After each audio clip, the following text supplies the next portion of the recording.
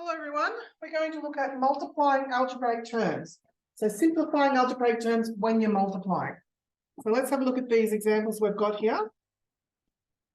Okay, so the first one is just 3 times p times t. Now there's no real multiplying to do with this one. With this one, we just need to remember that with algebra, if there's nothing in between, we mean it's times. So this is just 3p t. We can write 3 times p times t is 3pt. So with part B, have a look at that. It's a times b times c. In algebra, we can just write a, b, c. That means a times b times c. Well, have a look at question C. We've got 2 times 4 times m times n. Now again, we just bring the, when there's nothing written in between, we know it's times. But we can't do nothing in between 2 and 4 because then it's 24. So if we have two numbers, we need to actually work out what 2 times 4 is. So 2 times 4 is 8, and then the m and the n are just next to each other. Next one, we've got a number here and a number here. So 5 times 4. So with these ones, when we can, let's do the numbers first. So 5 times 4 will give us 20. And now we need to write the pronumerals next to each other. So there's an m times n. So m, n, finish off. That one is 20 n. Okay, next one. Sometimes you only have numbers in your terms. So there's only an 8 in that one. And there aren't any pronumerals, but that's fine. We still need to bring the numbers together. We still need to go 5 times 8, which is 40. And then we have a pronumeral still here, just sitting here, the b.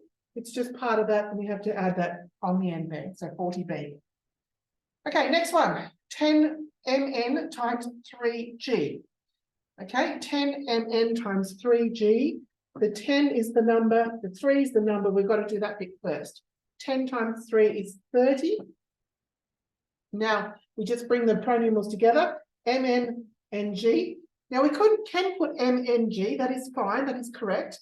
But mathematically, just out of convention, we usually put the letters in alphabetical order. So G comes before MN, so we say G, M, N. So 30 G, M, N. But as I said, this would still be correct. So 30, if you had 30 M, N, G, it's still mathematically correct, but we usually put them in alphabetical order. Last one, sometimes you have a negative number that you're multiplying. So if you've got minus 4 times 6, you still do it as normal. What is minus 4 times 6? Well, 4 6s are 24. If one of them's a negative, so it'll be minus 24. And then we still need to finish off with the pronumerals. So we have a C, a D, and a G. They're in alphabetical order, so I'm going to write C, D, G to finish off.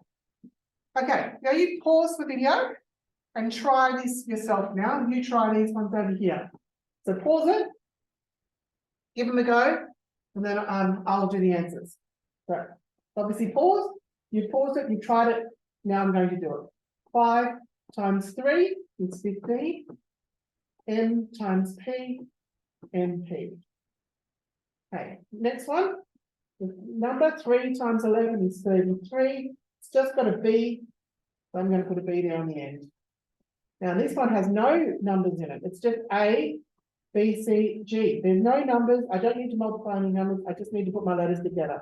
So it's A, B, C, G, and they're in alphabetical order. So I'll write it that way. Last one. Okay, there's still numbers here. Don't get freaked out by the fact there are 3 terms. That's okay. We've still got some numbers to times each other. So 2 times 4 and times 10. There are 3 numbers there. We just have to multiply them like you would normally. 2 4s are 8, and then 8 10s are 80.